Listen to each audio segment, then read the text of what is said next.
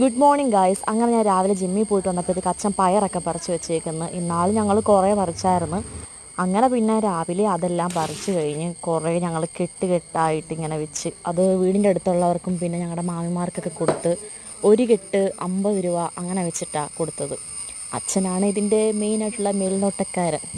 അങ്ങനെ പിന്നെ വാവ നല്ല അടിപൊളിയായിട്ട് കിടന്നുറങ്ങുന്നുണ്ടായിരുന്നു. രാവിലെ നല്ല മഴയുണ്ടായിരുന്നു. ഞാൻ പിന്നെ കുളിച്ച് ഫ്രഷായി.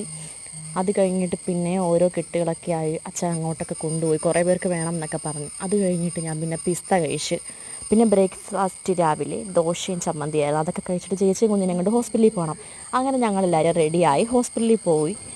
അഞ്ചാലുമൂട് മാതാ ഹോസ്പിറ്റലാണ്. അവിടുത്തെ പണി അങ്ങനെ എന്തൊക്കെയോ നടക്കുന്നതേ ഉള്ളൂ.